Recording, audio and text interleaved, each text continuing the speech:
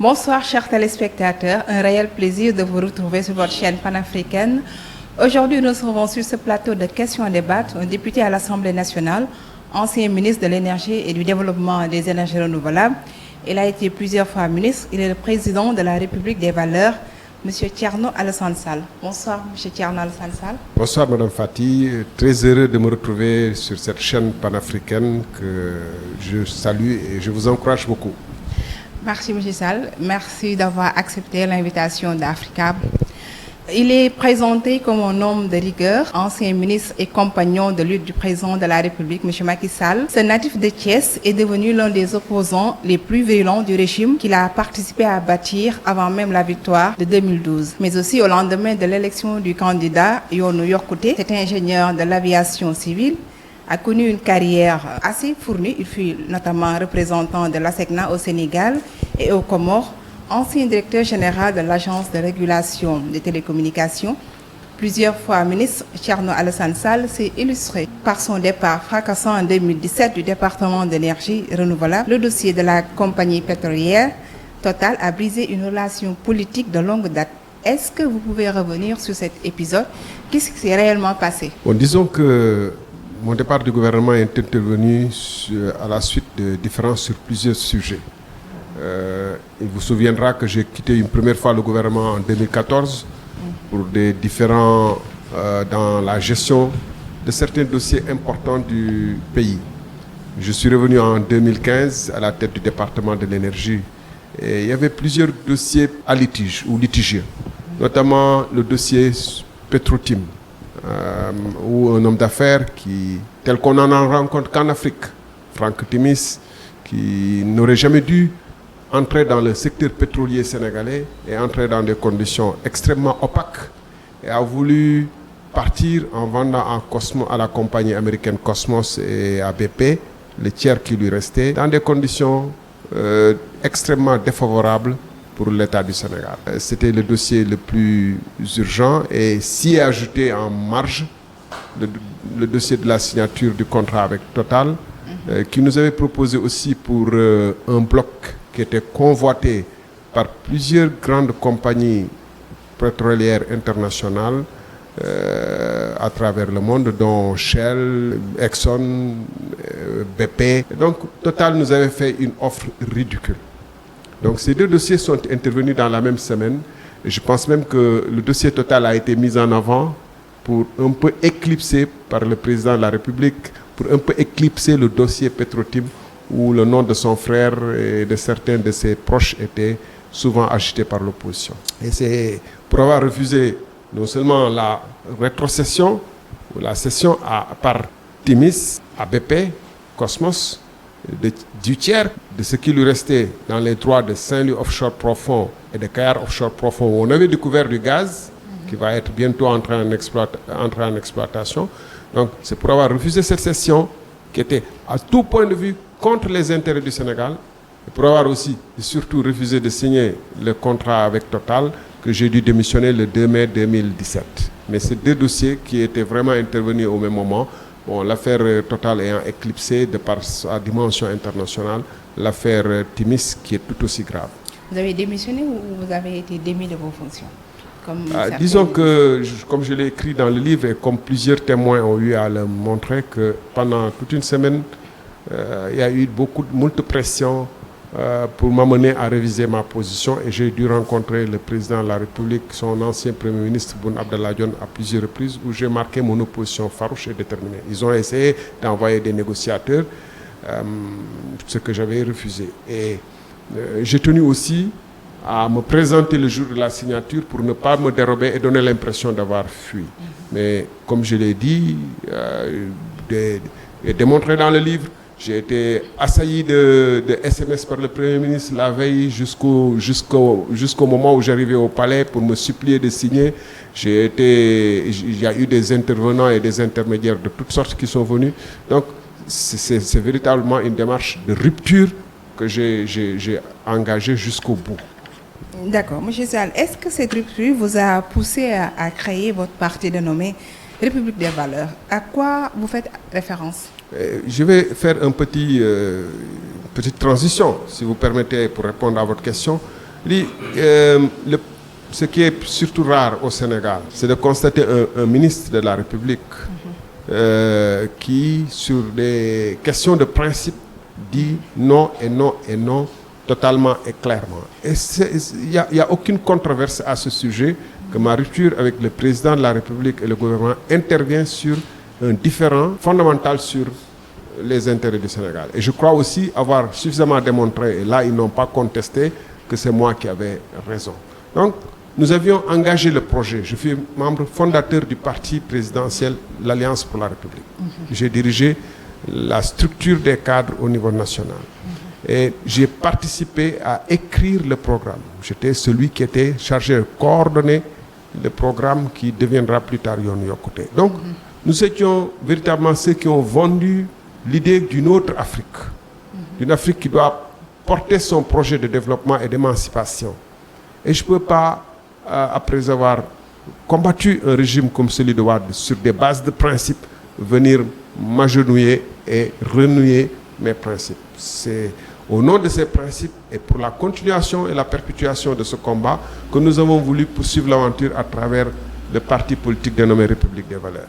Et République des Valeurs, justement, parce qu'il nous semble que nous autres, en Afrique, c'est la renonciation aux valeurs fondamentales, aux valeurs primordiales qui font qu'un homme entre en politique et au service de sa nation pour des intérêts strictement personnels. C'est là où fondamentalement réside le sous-développement africain.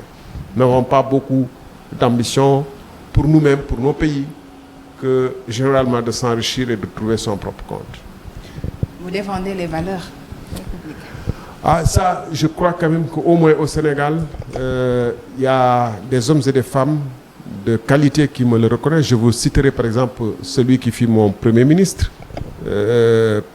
jusqu'à son départ du gouvernement en 2013, M. Abdoul Mbaye, qui a écrit dans son livre Servir, page 95, où il raconte qu'il ne croyait pas qu'on puisse faire de la politique avec des valeurs au Sénégal. Et c'est suite à une rencontre avec moi en 2013 sur un dossier qu'il cite lui-même dans une interview, qu'il dit il pense qu'on peut faire de la politique avec des valeurs après cet entretien qu'il avait eu avec moi. Bon, si ça vous intéresse, je pourrais vous fournir plus de détails, mais c'était un différend que j'avais à l'époque avec le président de la République sur la gestion de l'autoroute à péage. Qu'on voulait redonner, dont on voulait donner un tronçon supplémentaire, celui qui allait de Diamniadio à AIBD, le deuxième tronçon, à FH, dans des conditions que lui-même avait dénoncées quand on était dans l'opposition, Urbi et Orbi.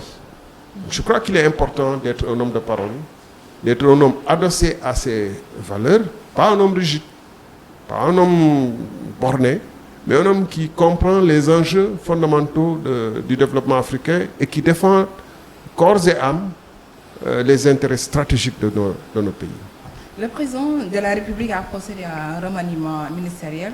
Quel enseignement tirez-vous de ces changements?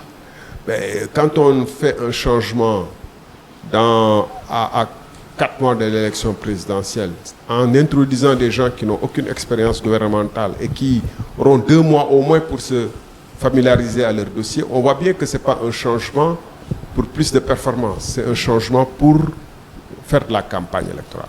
Deuxièmement, les personnalités qui ont été introduites sont toutes, pour la plupart, des déçus, parce que membres fondateurs de l'APR, ils ont été jusqu'ici maintenus à la marge, et il y a une partie de l'APR qui riait dans le brancard pour le choix porté sur la personne de Amadou Ba comme candidat de l'APR, alors même que jusqu'en 2012, il était inconnu du registre de l'APR. Vous avez vu que des ministres comme Ablaye et le président du Conseil économique et social comme Ablaye Daouda Diallo, des députés ont menacé de faire sécession et de partir de leur propre sort. Et ils n'étaient pas seuls. Parmi les gens qui ont été choisis pour rentrer dans le gouvernement, il y a les soutiens de ce camp frondeur. Bon, ça c'est le deuxième point. Le troisième point, il vous souviendra qu'on avait, moi-même en tant qu'un des rédacteurs du programme Yoonu Yokkute, promis de ramener le gouvernement à des proportions raisonnables. D'accord. Comment jugez-vous le bilan du président de la République? Le bilan, il se donne à voir de lui-même. Il n'y a qu'à voir les jeunes qui vont par la mer risquer leur vie à la roulette russe. Parce que quand vous prenez un jeune Sahélien qui n'a jamais approché les rives de l'océan, qui voit des cadavres être charriés par la mer Méditerranée ou l'océan Atlantique, d'autres qui ont tenté avant eux, qui voient le risque immense lié à cette aventure, mais qui s'y jettent quand même. Il faut mesurer quel niveau de désespoir il faut pour qu'un jeune à la fleur de l'âge, qui n'a même pas encore goûté à la vie, puisse se lancer dans cette roulette russe. C'est parce qu'il n'y a plus d'espoir dans ce pays-là. Et souvent, c'est des gens qui avaient des activités professionnelles. C'était eux-mêmes des pêcheurs. Comme on a pillé les côtes sénégalaises jusqu'à ce qu'il n'y ait plus de poissons, c'est parfois des anciens marchands ambulants. C'est horrible ce qui arrive. Et ça, c'est le premier aspect du problème. Le deuxième aspect, c'est que la vie coûte extrêmement cher au Sénégal. Plus cher que, par exemple, au Mali, où ils ont imposé des blocages, des blocus, des sanctions, mais plus cher qu'au Mali, qui est un pays en guerre. Parce qu'ils ont surendetté le pays, mis l'argent dans des investissements non producteurs de richesse et de valeur ajoutée, et ils vont bien payer la dette. Comment payer la dette? En augmentant les prix des denrées de première nécessité, en augmentant les taxes et impôts, ce qui fait qu'aujourd'hui, le litre d'essence est à quasiment 1000 francs. L'électricité 990, le gasoil est intouchable, l'électricité coûte cher, mais ce qui est le plus grave, c'est le chômage de toutes les catégories de jeunes. Quel que soit le niveau du diplôme, vous avez un diplôme d'ingénieur en informatique, en télécommunication, vous avez un diplôme de logisticien, vous êtes assuré, c'est une garantie de chômage. Donc, que voulez-vous que je vous dise? Je suis profondément déçu parce que je fais partie de ceux qui ont essayé d'initier ce... Et nous avions promis des changements profonds dans la manière d'administrer et de gérer les pays et dans les orientations. Si nous voulons une Afrique qui se développe, il faut bien qu'on crée de la valeur. Il faut bien qu'on cesse d'importer du jus de fruits Rani de Dubaï, un pays qui ne produit pas de fruits, sauf les dattes. Mais nous importons du jus de mangue, du jus de banane, du jus de goyave que nous produisons ici. Vous entendez, le président n'a pas de bilan, selon vous? J'ai dit que sur les questions fondamentales qui font qu'un pays tienne, qui font qu'il y ait la paix sociale, qui font que les jeunes ont de l'espoir, c'est un échec total. Vous voyez bien les jeunes qui vont en mer. Vous voyez les émeutes qui sont passées ici dans un passé récent et à récurrence. Ce n'est pas que lié à des politiques politiciennes. C'est parce que on était dans un chaudron, dans un volcan, et il fallait une petite chose pour faire exploser. C'est ça la réalité. Maintenant, oui, ils ont mis des pistes, mais à quel prix? Parfois, les pistes qu'on met, c'est le double du prix qu'il fallait. Bon, ils ont mis des forages. Parfois, on a fait des aménagements de champs. Mais oui, il y a quand même de l'électrification rurale qui a été portée ici et là, dans de nombreux villages, il faut l'avouer. Mais la qualité de l'investissement et de l'infrastructure laisse toujours à désigner, sinon c'est le double. Parfois, le prix a été amplifié à l'extrême. Mais madame, ce qui est plus grave, c'est qu'un pays qui était réputé pour avoir un semblant de justice, un semblant de presse qui dénonce et qui faisait que le gouvernement reculait, le fonds Covid, 1000 milliards. Si, c'est pas moi qui parle, c'est le rapport de la Cour des comptes qui établit que 6 milliards ont été détournés en liquide, en tout cas dépensés dans des conditions extrêmement nébuleuses, en espèces, retirés des comptes en espèces, s'ils sont évaporés dans la nature. Vous avez suivi la réponse du gouvernement. C'est un petit faible pourcentage. 6 milliards pour un pays pauvre. Et dans les conditions de Covid, où on demandait aux des Sénégalais qui n'avaient que 500 francs CFA ont contribué parce que leur pays était en péril. Mais ce n'est pas que ça. Les 6 milliards, c'est la petite goutte. Vous avez suivi ce ministre qui a osé confier à une agence de voyage pour 17 milliards d'achats de produits pharmaceutiques, paramédicaux, d'équipements, etc., etc. 17 milliards, vous vous rendez compte? Vous êtes député à l'Assemblée nationale. Quelle appréciation faites-vous des soubresauts à l'hémicycle, notamment les querelles dans la distribution des postes? Bon, vous avez vu, l'Assemblée nationale a été installée dans la douleur, dans le fracas, dans les insultes et au moment où la session extraordinaire qui avait vu l'installation de l'inauguration de cette législature en 2022, septembre 2022.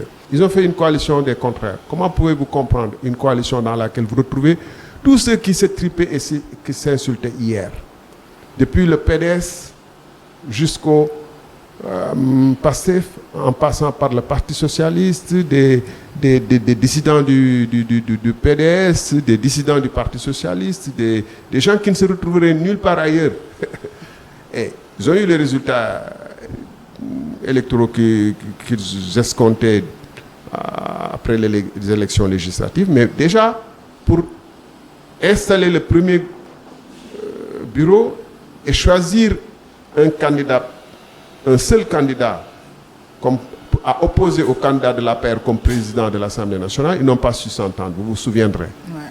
L'APR a pu présenter un seul candidat, même si Mme Mimi Touré est partie, Aboudé est parti, mais ils ont réussi à présenter un seul candidat. Mais en face, il y avait 3 candidats de l'opposition. Je parle de 2022, à l'inauguration de la législature. Déjà, c'était clair qu'il y avait de fortes dissensions et de divisions. On a fait mine de ne pas suivre. Bon, aujourd'hui, on voit bien que ça a volé en éclats. Et ce qui est plus grave, c'est qu'ils ont remis la clé de l'Assemblée nationale au président Macky Sall et à la coalition Benno Bokk Yakaar. Pourquoi? Parce que dans l'ancien bureau, le bureau de l'année dernière, l'opposition avait quand même 4 vice-présidents. L'opposition avait le poste de vice-questeur, qui est important pour surveiller les dépenses de l'Assemblée nationale, qui sont très opaques. Alors même que l'Assemblée nationale est réputée contrôler l'action du gouvernement. Hein? Et avait des postes de président de commission. Aujourd'hui, cet équilibre qui était au niveau du bureau de l'Assemblée nationale a été complètement rompu. Le Benno Bokk Yakaar contrôle les 2 questeurs, a plus de poids dans le bureau, et donc peut contrôler plus l'agenda et faire ce qu'il veut. Donc, au moment où on va vers des élections cruciales, où on sait très bien que l'Assemblée nationale, le Benno Bokk Yakaar va utiliser les moyens de l'Assemblée nationale pour aller en campagne, on remet la clé à Benno Bokk Yakaar. C'est une faute politique majeure pour une opposition qui a accusé les non-inscrits comme nous de rouler pour l'APR juste pour faire mal et par tactique politicienne. Ils l'ont même avoué après. Nous sommes à 4 mois de la présidentielle. Nous avons enregistré plus de 200 candidats déclarés à la présidentielle. Nous ne sommes pas en train de chahuter la fonction présidentielle. Et au Sénégal, on a tout chahuté. D'abord, la fonction présidentielle est chahutée par ceux-là même qui tiennent la fonction et qui mettent les intérêts de leur parti et de leur propre agenda au-dessus des intérêts de l'État. Je vous ai parlé de près de 80 ministres conseillers. Tous ces ministres conseillers, ils sortent d'où? C'était d'anciens soutiens du président Macky Sall durant la campagne de 2012, qui étaient d'anciens candidats qui l'ont rejoint, qui l'ont casé, et qui d'ailleurs aujourd'hui, certains se redécouvrent des vocations de candidats en se séparant de Macky, parce qu'ils savent que Macky ne sera plus président. Et donc, ils veulent aller renégocier des postes de ministres conseillers demain. Donc, le fait qu'on ait pendant longtemps entretenu l'idée que quand on est candidat perdant, on doit réintégrer le système d'une manière ou d'une autre en étant soit au Conseil économique social, des institutions budgétivores faites pour caser une clientèle politique, c'est ça qui crée des besoins. Il y a des gens qui sont candidats juste pour qu'on dise qu'ils sont candidats pour demain aller négocier. Pendant 5 ans, on n'a jamais entendu 80% d'entre eux s'exprimer sur aucune question. On les a vus manifester leur désaccord sur les problèmes politiques, ni par des marches, ni par des émissions, ni par des pétitions, ni par des tribunes qu'ils ont écrites. Rien. On ne les rencontre pas dans le terrain politique. Ils sont en hibernation pendant 5 ans. Et tout d'un coup, à la veille des questions les plus importantes du pays, ils découvrent toute une faune de nouveaux politiciens. Je crois que les gens diront, oui, c'est pour cette raison qu'il y a les parrainages. C'est de faux problèmes. L'inflation des candidatures est due au fait que la fonction politique au Sénégal permet d'accéder à des privilèges, permet d'accéder aux fonciers, permet d'accéder à l'argent, permet d'accéder aux belles voitures, à des passeports diplomatiques qui permettent aux gens de vivre au-dessus du lot sans que leur qualification, leurs compétences, leur passé ne leur permettent d'accéder à ces niveaux. C'est pourquoi de plus en plus de gens considèrent que c'est un investissement rentable que de faire acte de candidature. D'accord. Vous êtes candidat à la présidentielle. Ne craignez-vous pas d'être stoppé dans votre élan par le système des parrainages? Nous pensons être bien avancés. Nous avons travaillé depuis 5 ans. Durant les législatives déjà, je crois pouvoir dire que la plupart des parrainages de AR, c'est la République des valeurs qui les avait réunis. Et nous avons bon espoir. Il est évident dans un système où la justice est peut-être manipulée, l'administration peut être manipulée, faire confiance à la qualité du travail qu'on a fait soi-même ne rime à rien.